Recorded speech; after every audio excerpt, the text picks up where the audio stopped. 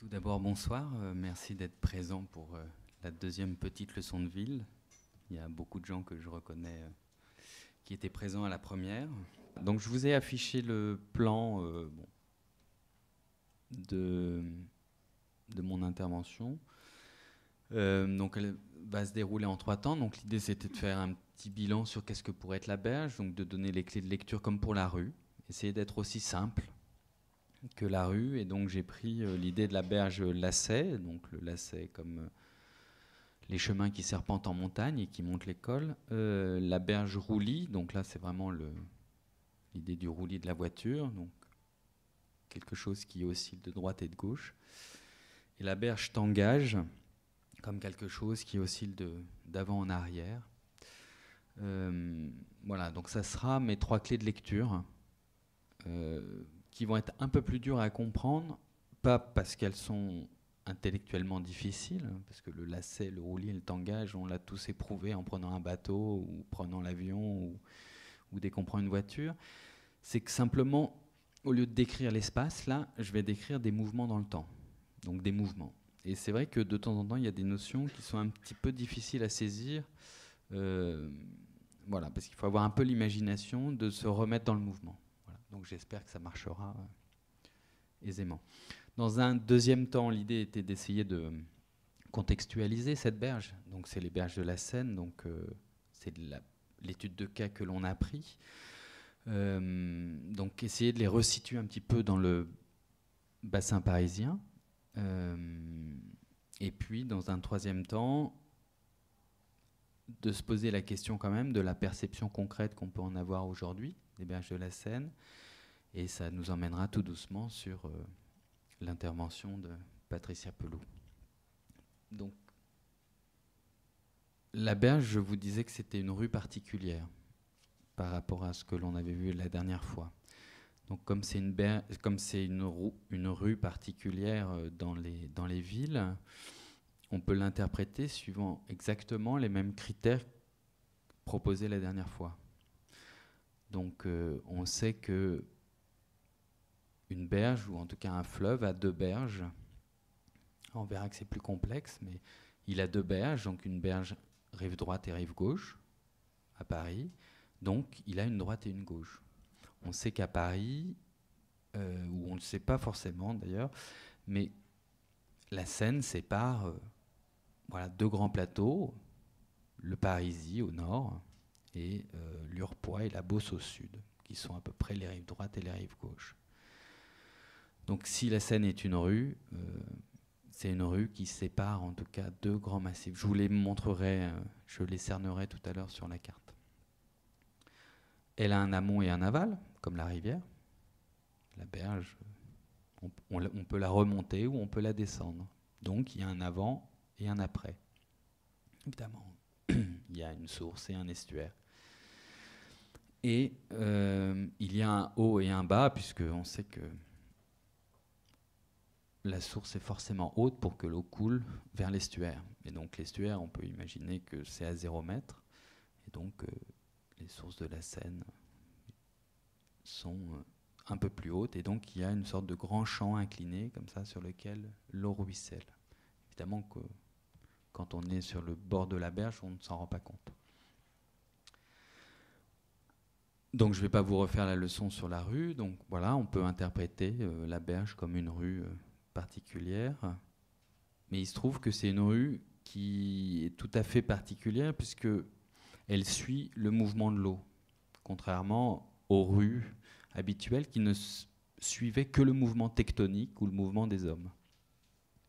Et le mouvement de l'eau, il est fluctuant au cours des âges, et donc la berge ne cesse d'évoluer. Alors on peut la pétrifier, on peut essayer de la durcir, de la canaliser au cours du temps. C'est ce qu'on a fait, c'est ce qu'on fait dans Paris, et ça évolue. Mais la berge, on sait qu'il peut y avoir des catastrophes, il peut y avoir des inondations. Le fleuve, il n'est pas complètement domptable, et donc il peut sortir de son lit. Et donc cette rue est une rue particulière, puisque c'est une rue très fluide, et qui adopte le mouvement de l'eau. C'est pour ça qu'on va parler beaucoup de mouvement, comme sur un bateau. Alors, en théorie, l'eau, quand on la met sur une plaque et qu'on laisse tout simplement l'eau couler, il se passe un phénomène étrange, c'est que l'eau adhère à sa surface, et donc la partie de l'eau qui est en contact avec ce plan incliné, l'eau est ralentie. Et l'eau qui n'est pas en contact avec l'eau en surface, qui n'est pas en contact avec le plan incliné, elle est accélérée par la gravité. Donc, il se crée à l'intérieur d'un fleuve, il se crée des turbulences, puisqu'il y a une différence entre l'eau qui vient frotter le lit du fleuve et l'eau qui ruisselle tout simplement en surface. Et donc ces turbulences fait que l'eau, on a l'impression qu'elle s'écoule tout simplement en droit fil. Or, à l'intérieur de l'eau, il y a des turbulences et elles se comportent presque comme une turbine. C'est-à-dire que les turbulences font que ça peut tourner dans un sens ou ça peut tourner dans l'autre. Puisque l'eau, après, réagit évidemment aux plaques tectoniques et à son substrat et au sol, évidemment, puisqu'elle rencontre la Terre. Donc, l'eau, c'est ce qu'on peut appeler le moteur à eau. En fait, une rivière, c'est un moteur à eau. Donc, l'eau avance comme une turbine, avance en tournant sur elle-même. Ce qui fait que quand elle rencontre un rocher, quand elle rencontre un plateau, quand elle rencontre un coteau, elle se met à osciller et à faire des lacets. Alors, ce n'est pas toujours vrai, mais en tout cas, il suffit de regarder l'eau de pluie sur une vitre. La goutte d'eau fait toujours des lacets. Alors, ça dépend à quel moment on est sur la goutte, mais au départ, elle part en ligne droite, et à un moment donné, elle prend suffisamment de vitesse et elle se met à faire des lacets. Et c'est à peu près pareil pour une rivière. Alors on verra qu'à Paris, c'est tout à fait particulier, puisque les grands méandres qui traversent l'Île-de-France, les 4 grands méandres qui traversent l'Île-de-France, Paris, arrive à un moment très particulier, puisqu'il arrive au moment où la Seine vient de capter la Marne. Mais on en parlera après. Donc, la première question et la première clé de lecture pour lire une berge, c'est de se poser la question, puisque la turbine fait des lacets, de savoir est-ce qu'on se situe à l'intérieur du lacet ou à l'extérieur. Donc est-ce qu'on se situe sur la périphérie du lacet ou est-ce qu'au contraire on est à l'intérieur du lacet, comme le périphérique intérieur et extérieur. On se pose la question, est-ce qu'on est à l'intérieur ou à l'extérieur du lacet. Ça a 2 impacts fondamentaux. C'est que quand on se promène le long d'une berge, si je marche et que je vois toujours le même monument, c'est que je suis en train de parcourir la berge extérieure, puisqu'elle pointe à chaque fois le même centre. Or, si je parcours la berge intérieure, qui est une berge rayonnante, en éventail, à chaque fois que je me promène, j'ai un point de vue qui diverge, et à chaque fois, je vois des événements différents. Donc, dans la berge lacet, il faut se poser la question, est-ce que je suis dans une berge qui m'oriente, qui fait que, oui, à chaque fois, je vois la Tour Eiffel. Oui, à chaque fois, je vois le Sacré-Cœur. Enfin, c'est pas vrai pour le Sacré-Cœur, pardon, c'est plutôt la Tour Montparnasse. Ou alors, est-ce que je suis sur l'autre rive, une rive qui me désoriente et qui fait que justement, je peux voir peut-être le Sacré-Cœur à un moment donné, et puis je peux voir d'autres monuments, qui fait que il y a une rive qui nous oriente, qui nous structure, et une rive qui nous désoriente et qui nous chahute un petit peu. C'est assez important en fait ce jeu-là. Voilà. Donc c'est la première clé de lecture que je vous propose. C'est toujours de se poser la question, de quel côté vous situez donc du lacet, à l'intérieur ou à l'extérieur. Donc je n'ai pas précisé, c'est vrai que l'intérieur, c'est une rive en éventail, et à l'extérieur, comme c'est une rive arrondie, c'est une rive en amphithéâtre. Voilà. La deuxième clé de lecture que je vais vous donner, donc, c'est la berge roulis. Comme le fleuve est une turbine, et donc elle tourne sur elle-même, au moment où elle rencontre la berge, la turbine, quand elle tourne, elle vient entailler la berge. Elle vient sculpter la berge. Donc si elle tourne sur la gauche ou sur la droite, elle ne va pas entailler la même berge. Donc l'eau, en circulant, va entailler une berge et va rendre la berge, généralement qui est en amphithéâtre, elle va la rendre concave. Elle va la polir et ça va construire un coteau. C'est très simple. Ça va construire une sorte de petite muraille en coteau. Et toute cette terre qui a été enlevée au coteau, il vient la déposer sur la rive concave, concave, donc sur l'autre rive, celle en éventail. Et ça dépose des limons. Et il y a une sorte de ressac, puisqu'en fait, la rive qui va être entamée, elle n'est pas inondable, alors que l'autre rive où les limons vont se déposer, elle va devenir une plaine inondable. Donc ce mouvement d'érosion et de dépôt, ça fait qu'il y a toujours une rive concave et une rive convexe. Et c'est intéressant, notamment pour le paysage, et notamment pour l'histoire des villes. Puisque au-dessus d'une muraille naturelle qui domine le fleuve, qu'est-ce qu'on va mettre? Un fort. C'est le point le plus particulier. On est haut, on domine le fort, on domine la rivière, donc on domine la voie d'accès. Et on peut même dominer la ville. Et en bas, naturellement, les bateaux vont s'échouer sur la grève, donc sur la rive concave, celle qui est inondable. Et donc on va installer un port, très simplement. Alors évidemment, c'est mythologique, on ne le fait pas à chaque fois. Mais en tout cas, c'est la possibilité naturelle. C'est à cet endroit-là que le bateau s'échouera. Donc ça donne déjà un clivage pour beaucoup de villes. Comprendre où sont les ports et où sont évidemment les demeures, soit princières, soit les forts, soit les points durs. Donc une fois qu'on a compris où on était dans le lacet, on peut se poser la question de l'érosion et du roulis. Et de savoir, est-ce que je suis sur le point haut, le point concave, ou est-ce qu'au contraire, je suis sur une plaine convexe? C'est très important. Alors, on ne peut pas le voir à Paris tellement, puisque Paris est tellement urbanisé que toutes les façades cachent ce phénomène. Mais si vous pouviez escalader le CNIT, bon, c'est pas légal, mais si, en le montant, puisqu'on a vraiment... Le CNIT, c'est vraiment une courbe concave. Quand on monte, on ne voit jamais le sommet. On a l'impression, en marchant, que le sommet, désespérément, n'arrive jamais. On a l'impression qu'il y a un tapis qui se déroule sous les pieds. Or, à l'inverse, si on doit escalader ou monter, je ne sais pas, le coteau du Mont Valérien, ben, on voit toujours le Mont Valérien.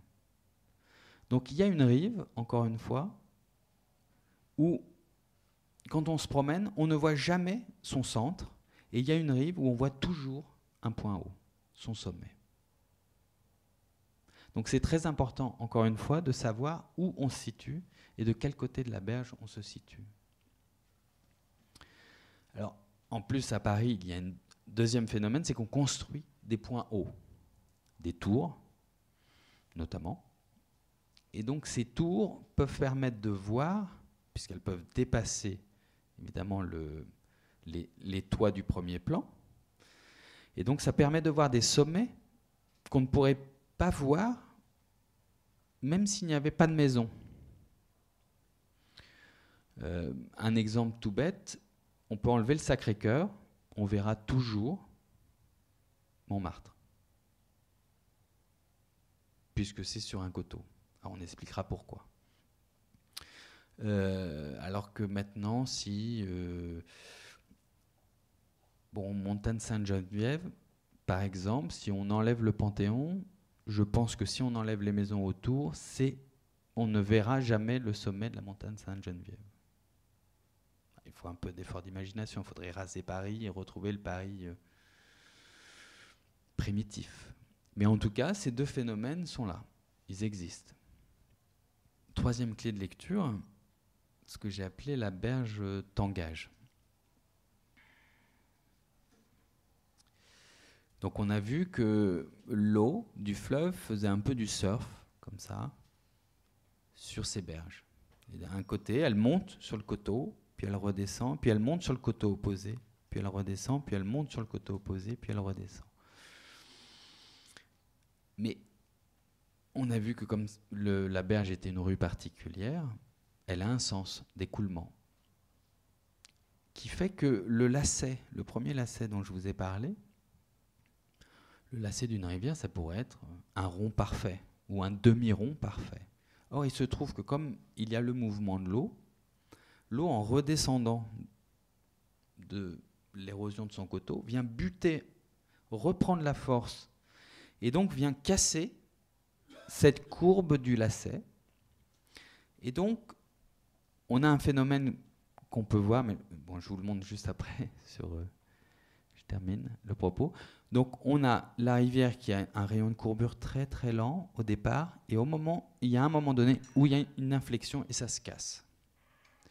Et on verra qu'à Paris, c'est un point très particulier puisque c'est Chaillot. C'est là où on a mis le Trocadéro, et c'est là où on fera 2 ou 3 expositions universelles.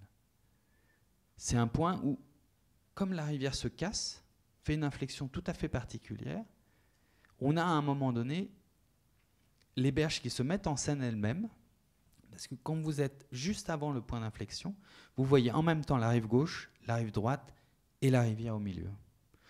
Or, quand on se promène et qu'on est sur une rive, généralement, on voit que la rive opposée. Très peu, puisque généralement, on est dans l'enfilade. Or, à ce moment-là, on est à un point très particulier et on voit les 3 éléments qui constituent donc les 2 berges et le fleuve. Alors, je vous remonte juste un petit peu sur la carte. Alors, je disais premièrement, donc là, on retrouve les lacets. Donc, dans Paris, à partir du moment où la Seine qui est là vient capter la Marne, puisque ici, vous avez la dernière boucle de la Marne, ici, c'est Vincennes. C'est ce qu'on appelle le plateau de Gravelle. Et donc, c'est Vincennes. Donc là, c'est la dernière confluence avant Paris, puisqu'on est à Charenton-le-Pont. Et donc, il y a une première boucle, un premier lacet de la Seine, qui tourne dans le sens inverse des aiguilles d'une montre, que j'appellerais le méandre du Marais. Alors, je reviendrai après, puisque le Marais est ici. Ensuite, vous avez le méandre de Boulogne, puisque ici, vous avez Boulogne-Billancourt. Vous avez le méandre de Gennevilliers, puisqu'ici vous avez Gennevilliers, évidemment un port. Vous avez le méandre de Chatou, le méandre de la forêt de Saint-Germain et le dernier méandre de Carrière-sous-Poissy.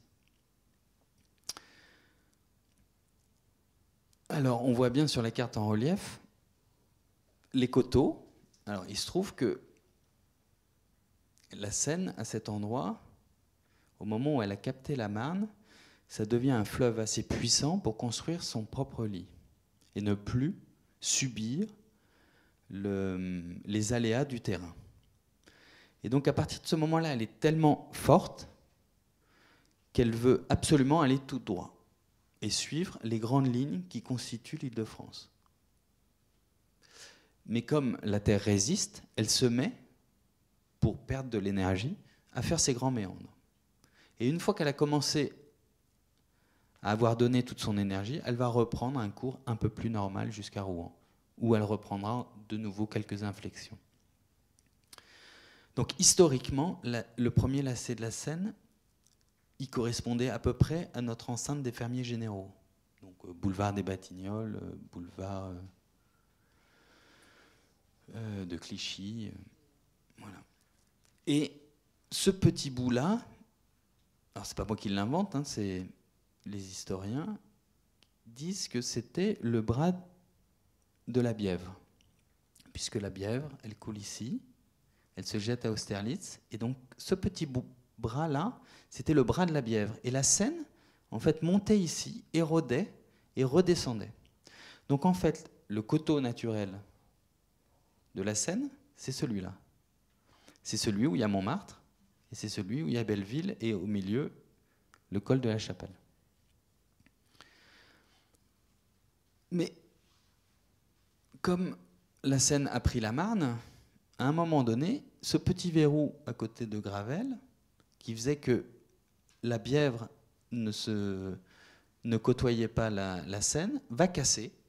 Et la Seine, justement, cherche toujours à couper ses méandres. Et donc, la Seine va adopter le cours de la Seine. Non, la Bièvre la Seine va adopter le cours de la Bièvre.